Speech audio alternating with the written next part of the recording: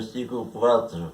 Agrada-te do Senhor e Ele satisfará o desejo do teu coração. Versículo 5. Entrega o teu caminho ao Senhor, confia nele e o mais Ele fará. Versículo 7. Descansa no Senhor e espera nele. Amém. Nós saudamos a todos com a graça e a paz do nosso Senhor e Salvador Jesus Cristo. Convidamos os irmãos a abrirem as suas Bíblias no Salmo de número 115. A palavra do Senhor nos diz assim: não a nós, Senhor, não a nós, mas ao teu nome dá glória, por amor da tua misericórdia e da tua fidelidade. Porque diriam as nações: onde está o Deus deles? No céu está o nosso Deus, e tudo faz como lhe agrada. Prata e ouro são os ídolos deles, obra das mãos de homens. Tem boca e não falam, tem olhos e não veem, tem ouvidos e não ouvem, tem nariz e não cheiram. Suas mãos não apalpam e seus pés não andam, e som nenhum lhes sai da garganta. Tornam-se semelhantes a eles os que os fazem e quantos neles confiam.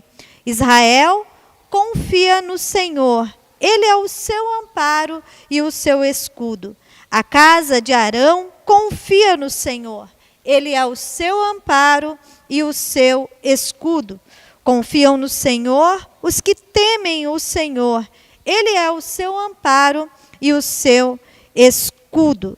De nós se tem lembrado o Senhor, Ele nos abençoará, abençoará a casa de Israel, abençoará a casa de Arão. Ele abençoa os que temem o Senhor, tanto pequenos como grandes. O Senhor vos aumente bênçãos mais e mais sobre vós e sobre vossos filhos. Sede benditos do Senhor, que fez o céu e a terra.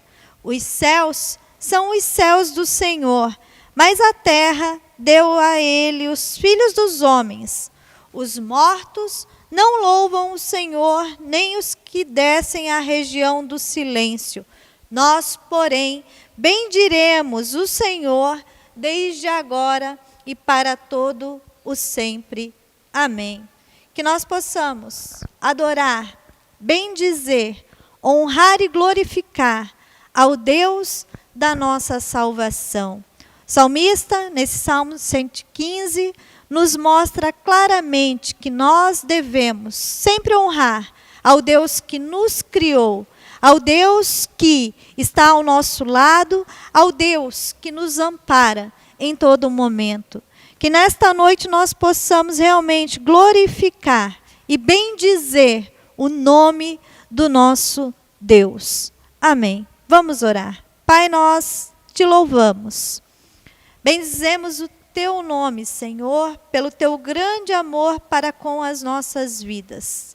Queremos a ti prestar o nosso louvor, a nossa adoração e em atitude de rendição nos colocarmos diante da tua presença, para que o teu Santo Espírito nos instrua, para que o teu Santo Espírito direcione as nossas vidas e nos faça andar conforme as tuas veredas, ó Pai.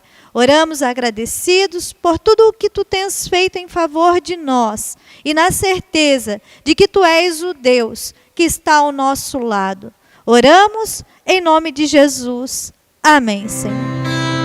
Glória pra sempre ao Cordeiro de Deus, a Jesus, o Senhor, ao Leão de Judá, a raiz de Davi, e venceu e unida a brilhar. O céu, a terra e o mar, e tudo que neles há, o adorarão e confessarão: Jesus Cristo é o Senhor, Ele é o Senhor, Ele é o Senhor, ressurreto dentre os mortos, Ele é o Senhor. Todo joelho se dobrará, toda língua confessará que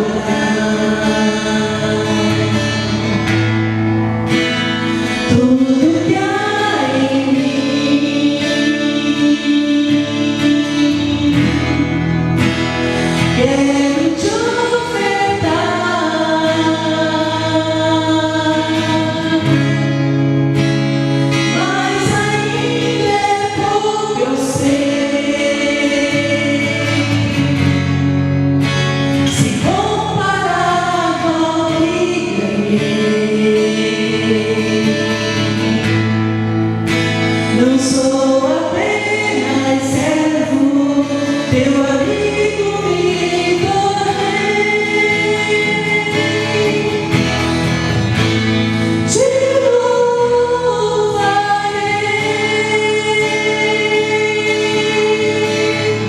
Não importa mais circunstâncias, te adorarei.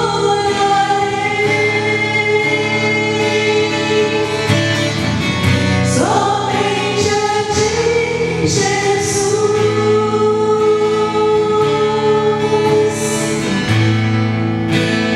perto quero estar,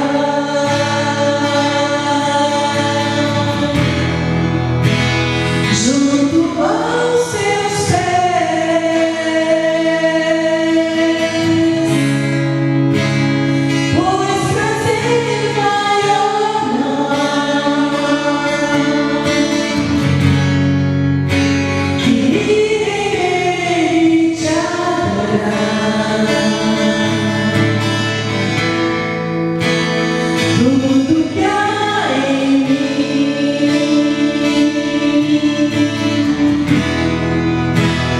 quero te ofertar,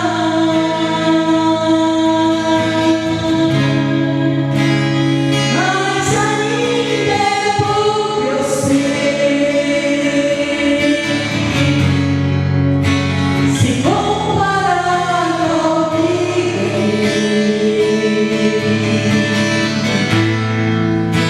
não sou apenas servo, teu amigo me tornei. Te louvarei.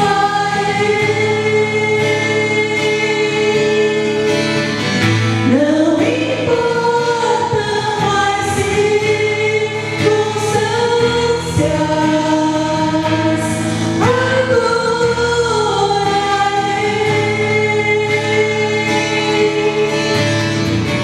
Somente a ti, Jesus, te louvarei.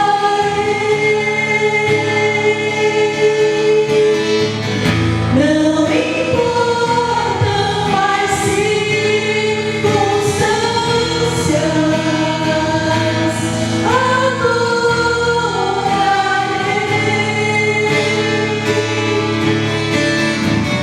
Somente a ti, Jesus.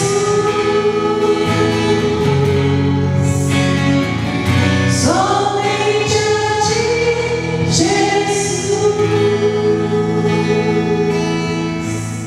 Para a nossa meditação desta noite, eu gostaria de convidar os irmãos a abrirem as suas Bíblias no Evangelho de Lucas, capítulo 10, do verso 25 ao verso 37. A palavra do Senhor nos diz assim: E eis que certo homem, intérprete da lei, se levantou com o intuito de pôr Jesus à prova e disse-lhe: Mestre, que farei para herdar a vida eterna? Então Jesus lhe perguntou: Que está escrito na lei? Como interpretas? A isto ele respondeu: Amarás o Senhor teu Deus de todo o teu coração, de toda a tua alma e de todas as tuas forças e de todo o teu entendimento. E amarás o teu próximo como a ti mesmo. Então Jesus lhe disse: Respondestes corretamente, faze isto e viverás. Ele, porém, querendo justificar-se, perguntou a Jesus: Quem é meu próximo? Jesus prosseguiu dizendo: Certo homem descia de Jerusalém para Jericó e veio a cair em mão de salteadores, os quais, depois de tudo lhe roubarem e lhe causarem muitos ferimentos, retiraram-se, deixando-o semi-morto. Casualmente, descia um sacerdote por aquele mesmo caminho e, vendo-o, passou de largo. Semelhantemente, um levita descia por aquele lugar e, vendo-o, também passou de largo. Certo samaritano que seguia o seu caminho, passou-lhe perto e, vendo-o, compadeceu-se dele. E, chegando-se, atou-lhe os ferimentos, aplicando-lhes óleo e vinho, e, colocando-o sobre o seu próprio animal, levou-o para uma hospedaria e tratou dele. No dia seguinte, tirou 2 denários e os entregou ao hospedeiro, dizendo: cuida deste homem, e se alguma coisa gastares a mais, eu indenizarei quando voltar. Qual destes 3 parece ter sido o próximo do homem que caiu nas mãos dos salteadores?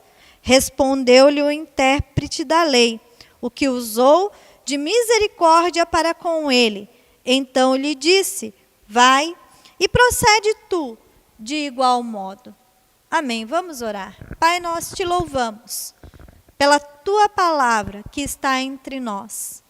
Pedimos-te, ó Deus, sensibilidade em nossos corações, para que, ao meditarmos na tua palavra, nós possamos entender o que nós somos diante de ti e também diante do nosso próximo. Oramos, ó Deus, pedindo que tu estejas despertando em nós verdadeiros corações de discípulos, ó Deus, e assim venhamos a fazer aquilo que tu nos chamas a fazer. Agradecemos-te pela tua palavra, em nome de Jesus. Amém. A parábola do bom samaritano é uma parábola bastante conhecida. E geralmente nós usamos esta parábola para nos referirmos a alguém cujas práticas são boas. É interessante que esta parábola, na verdade, é a parte final de um debate entre um intérprete da lei, versado na lei de Moisés, e Jesus. Ela surge exatamente como resposta a uma pergunta, como nós vemos no verso 29. Quem é meu próximo? Jesus aproveita a ocasião para fazer uma dura crítica à ineficácia da religião aparente, ao mencionar entre os personagens 2 dos mais altos representantes do judaísmo, um sacerdote e um levita. E para espanto de todos, o personagem central, o herói, ou a atitude nobre e o cumprimento prático do segundo maior mandamento, não veio deles, mas sim de um samaritano, um judeu miscigenado, que não tem sangue judaico puro.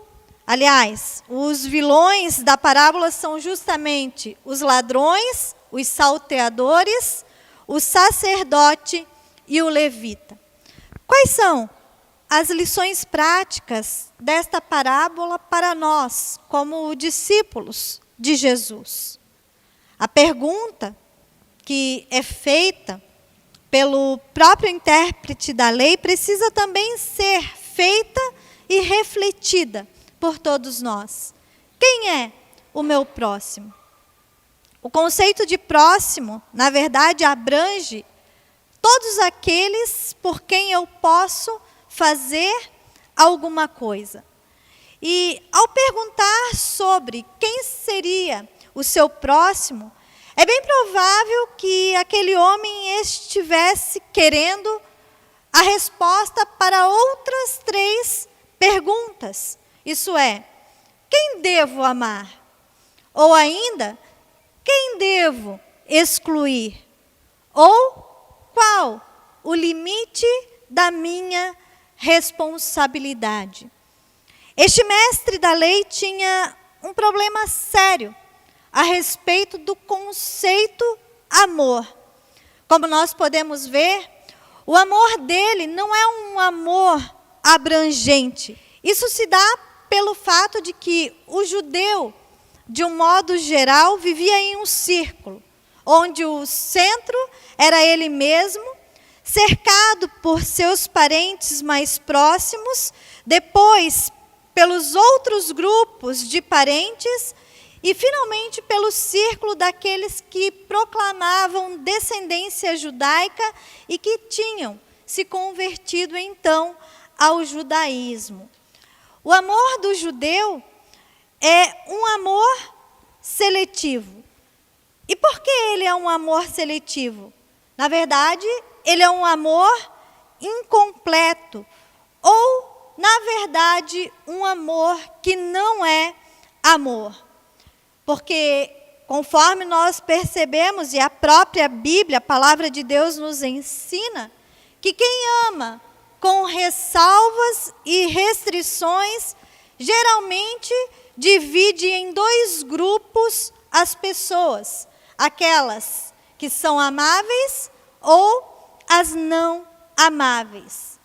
E isto, queridos, não é uma experiência com o amor. Na verdade, é uma experiência com algumas pessoas. Jesus, então, vai acabar com esta ideia particularizada de bondade, dizendo que o próximo é qualquer pessoa que precisar de mim, independente de raça, condição social ou credo religioso. E Jesus, ele vai muito mais além, porque no Sermão da Montanha, Jesus alarga esse conceito dizendo que o próximo é também aqueles que são os nossos inimigos. Quando Paulo escreve as suas cartas em Romanos e em Gálatas, ele vai nos conscientizar de que nós precisamos fazer o bem a todos. Consequentemente, o próximo é todo aquele a quem você desenvolve uma relação de amor. E para ser próximo, não basta estar perto, é necessário dar um passo na direção do outro e no suprimento das suas necessidades. Ao refletirmos a respeito desta palavra, nós compreendemos que ajudar o próximo, conforme o próprio Jesus nos ensina, é algo desafiador. Nesta parábola, por exemplo, quando nós olhamos para a descrição deste homem, nós percebemos que ele é um homem sujo, ele é um homem que está envolvido com sangue. A palavra diz que ele está nu e semi-morto. Ele não tem condições nenhuma de retribuir o amor, de retribuir o dinheiro e as roupas que lhe são dadas. E é interessante que o homem aqui descrito por Jesus precisa de ajuda, mas ele não tem como ressarcir a quem lhe ajudou. Entretanto, deixar de atender esse próximo poderia incorrer na transgressão do segundo maior mandamento de Deus: amarás o teu próximo como a ti mesmo. E esta é uma ordem que ultrapassa os nossos círculos de amizades, que ultrapassa o companheirismo cristão. É um chamado para fazer o bem em favor daqueles que sofrem. Queridos, em segundo lugar, ao atentarmos para o ensinamento de Jesus, diante do texto em questão, nós podemos perceber que a religião, ela pode nos tornar insensíveis diante do sofrimento do outro.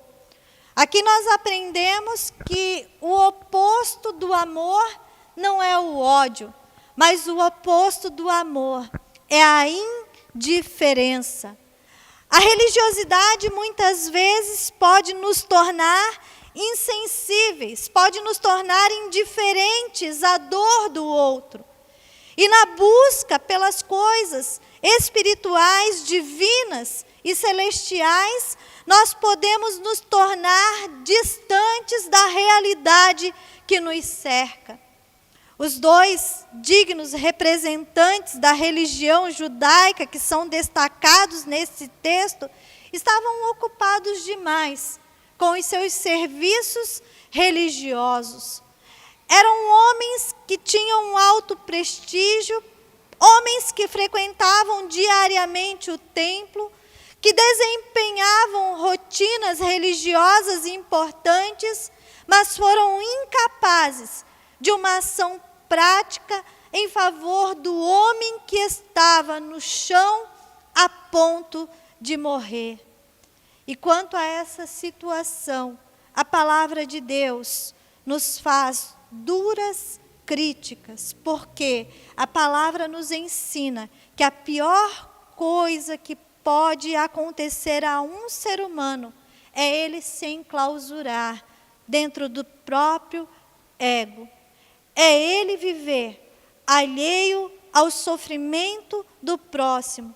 É viver apenas para a satisfação pessoal.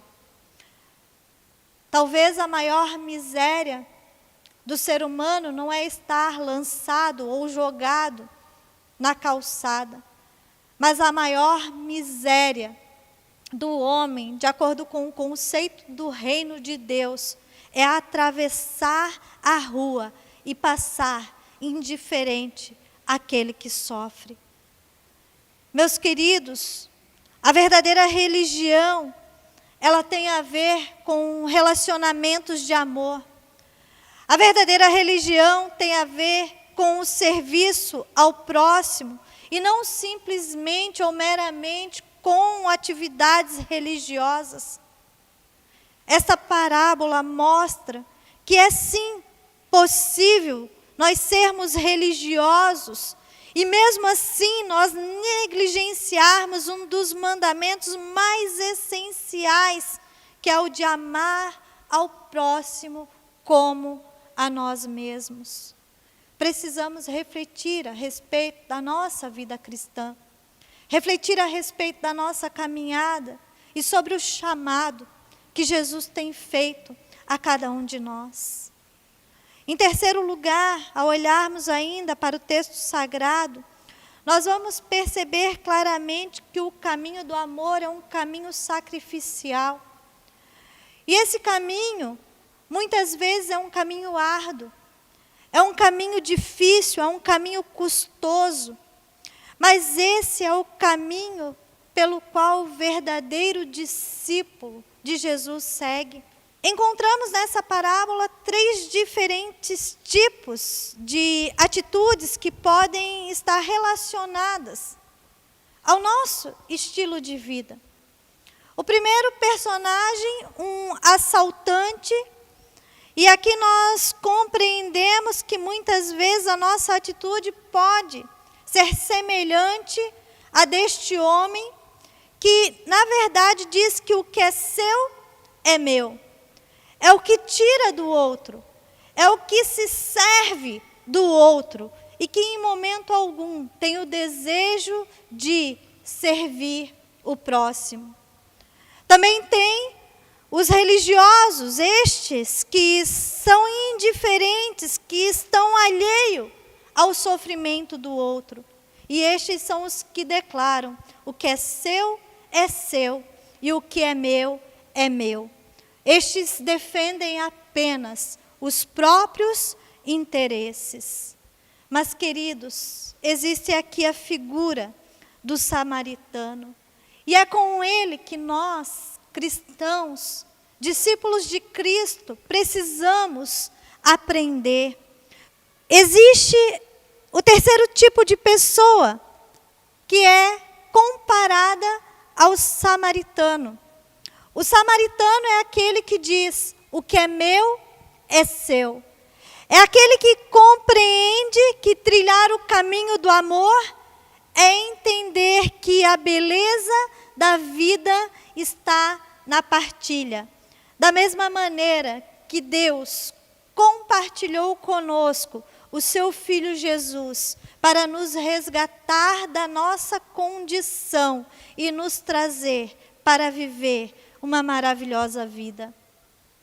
O que nos identifica como discípulos de Cristo não é o discurso, não são as roupas que nós vestimos ou os dogmas que nós acreditamos, mas o que nos identifica é o amor, porque é o amor quem supera todos os conflitos, que atravessa todas as barreiras, que encurta as distâncias que as realidades étnicas, sociais, econômicas, políticas e até mesmo religiosas promovem entre os seres humanos.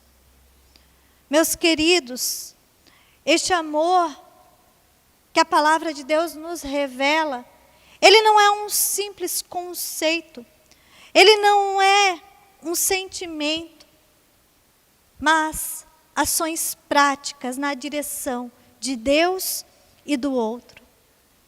O que Jesus nos ensina é que nós devemos deixar o discurso de lado e partirmos para a prática. Com esta parábola fica clara que amar é uma relação de serviço, independente dos sentimentos e das sensações. Amar é servir a pessoa, mesmo que isso implique em sacrifícios. É pagar o preço, como este samaritano fez. Sacrificou planos, viagem, sacrificou do seu tempo e do seu dinheiro por um desconhecido que muito provavelmente em seu lugar não teria a mesma atitude para com ele. Jesus termina esta parábola dizendo àquele intérprete da lei e também a todos nós: vai tu e faze o mesmo. Em outras palavras, Jesus está se referindo àquilo que mais tarde Tiago diria em sua carta: tornai-vos, pois, praticantes da palavra de Deus e não apenas ouvintes. Eu gostaria de concluir dizendo: ser cristão, discípulo de Jesus, cumprir os mandamentos jamais se traduzirá em uma postura egoísta, preconceituosa ou antissocial. Ser cristão é poder enxergar o outro. Ser cristão é viver sob a filosofia nobre do que o que é meu é seu também. Porque, na verdade, o meu não é meu. O meu pertence a Deus e ao seu reino. Estamos vivendo um momento bastante complicado, onde pessoas estão sofrendo, onde pessoas estão passando por grandes necessidades, sejam materiais, sejam emocionais ou ainda espirituais. Qual tem sido a nossa reação diante de toda essa realidade?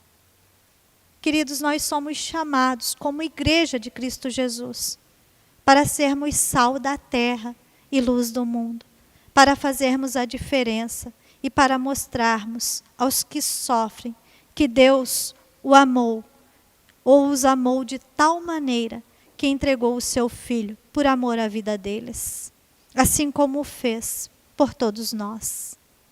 Que Deus nos abençoe. Vamos orar. Pai, nós te louvamos e bendizemos o teu nome, porque a tua palavra, ela traz sérias implicações para a nossa vida cristã. Porque ela nos faz refletir a respeito do chamado qual tu nos tem feito. e faz-nos entender que não podemos viver inertes à religiosidade que muitas vezes somos tentados a viver, mas que somos sim chamados a fazer a diferença, a olhar com os olhos de amor que um dia nos alcançaram, a entender que o sofrimento do próximo tem a ver comigo, tem a ver com a minha realidade, tem a ver com aquilo que eu posso fazer em direção a ele. Ó Deus, que nós venhamos realmente a entender como cristãos e como teus filhos, que somos chamados a cumprir o teu mandamento, que é amar a ti de todo o nosso coração, mas também amar ao nosso próximo como a nós mesmos. Desperta-nos, ó Deus, como igreja, desperta-nos como teu povo, desperta-nos como teus discípulos, para que a cada dia o desejo do nosso coração seja viver a realidade do Evangelho, de fato e de verdade. Oramos, ó Deus, por tudo, pedindo-te perdão pelas nossas omissões, pedindo perdão, ó Deus, por aquilo que nós deveríamos fazer e nós não fazemos. Pedindo-te perdão, ó Pai, porque muitas vezes estamos muito aquém do propósito e do projeto que tu tens para nós enquanto igreja. Senhor, nós te pedimos a tua misericórdia e o teu favor sobre as nossas vidas, para que sejamos despertados a neste momento, sermos a tua igreja em favor deste mundo que está perecendo, Senhor. Oramos agradecidos por tudo, em nome de Jesus. Amém. Igreja do Senhor Jesus, recebei a bênção, que o amor de Deus nos una, que a alegria de Deus nos inspire, que a coragem de Deus nos sustente e a paz de Deus nos envolva. Que a bênção de Deus Pai, Filho e Espírito Santo repouse sobre nós e toda a igreja de Cristo espalhada na face da terra, hoje e para todo sempre. Amém.